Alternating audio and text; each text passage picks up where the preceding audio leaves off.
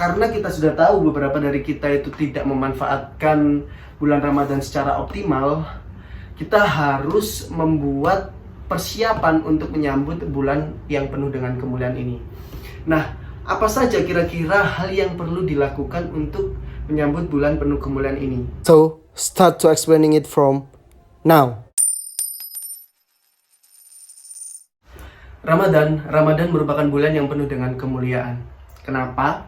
Karena bulan Ramadan merupakan momen yang diberikan oleh Allah Subhanahu wa Ta'ala kepada kita semua untuk meningkatkan kualitas diri kita, mulai dari meningkatkan kepribadian, meningkatkan skill, dan lain sebagainya.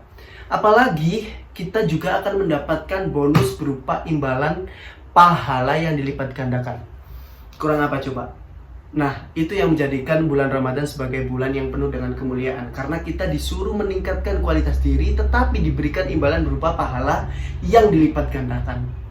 Tapi masalahnya beberapa dari kita itu seringkali tidak memanfaatkan bulan Ramadan secara optimal. Dan itu mengakibatkan rugi atau sia-sia. Karena kita sudah tahu beberapa dari kita itu tidak memanfaatkan bulan Ramadan secara optimal, kita harus membuat persiapan untuk menyambut bulan yang penuh dengan kemuliaan ini. Nah, apa saja kira-kira hal yang perlu dilakukan untuk menyambut bulan penuh kemuliaan ini? Setidaknya ada 4 hal yang perlu kita lakukan untuk menyambut bulan yang penuh kemuliaan ini. Yang pertama adalah evaluasi perjalanan bulan Ramadan tahun lalu. Dengan kita mengevaluasi perjalanan bulan Ramadan tahun lalu, kita akan tahu apa saja aktivitas-aktivitas yang telah kita lakukan selama 1 bulan penuh. Kita akan tahu mana aktivitas yang akan mendukung kita dalam meningkatkan kualitas diri dan aktivitas yang menghambat kita dalam meningkatkan kualitas diri. Nah, selain itu kita juga akan tahu faktor-faktor apa saja yang mempengaruhi dan mendukung kita dalam meningkatkan kualitas diri. Pasti ada beberapa faktor yang mendukung dan juga menghambat kita dalam meningkatkan kualitas diri, baik itu faktor lingkungan maupun faktor internal seperti motivasi diri atau kekuatan harapan.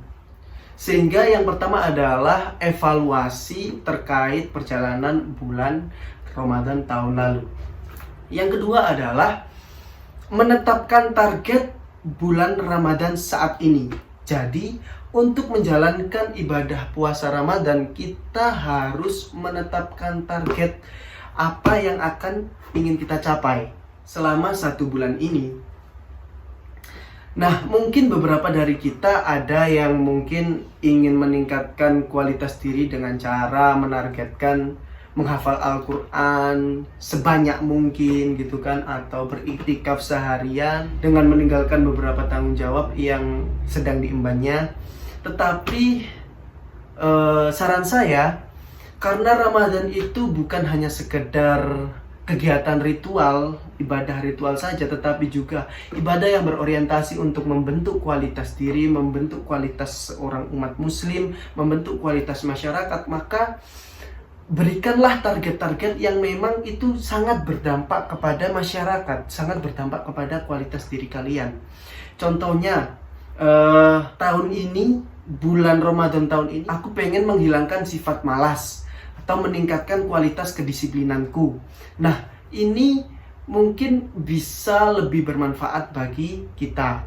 Atau kalian juga bisa membuat target seperti membuat karya, meningkatkan karya, memaksimalkan seluruh tenaga untuk lebih bermanfaat di tengah masyarakat gitu kan, ikut berkontribusi di tengah masyarakat sesuai dengan bidang keahlian kalian.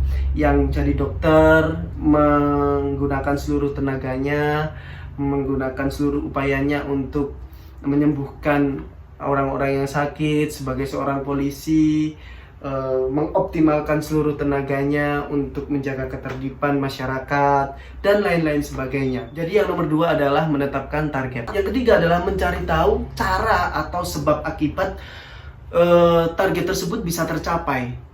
Kira-kira hal-hal apa saja yang akan kita lakukan untuk mencapai target tersebut. Contohnya, misal kalau kita ingin meningkatkan kedisiplinan diri, maka seharusnya kita harus mampu membuat planning, perencanaan. Terus kita bisa menggunakan reminder, pengingat seperti alarm atau kontrol orang sekitar.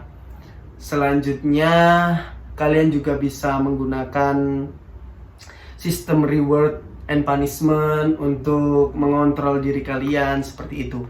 Yang terakhir, yang keempat adalah komitmen. Komitmen mungkin terdengar sederhana, tapi sebenarnya itu adalah hal yang paling sulit untuk dilakukan. Karena tidak semua orang bisa berkomitmen dengan apa yang ingin ia capai. Karena ini berhubungan dengan tekad atau kekuatan hati. Tapi aku yakin kok, kita semua pasti mampu untuk berkomitmen agar target kita itu tercapai. Nah, mungkin itu saja 4 hal yang harus kita lakukan untuk menyambut bulan Ramadan yang penuh dengan kemuliaan ini. Semoga bermanfaat ya. So, take the lesson.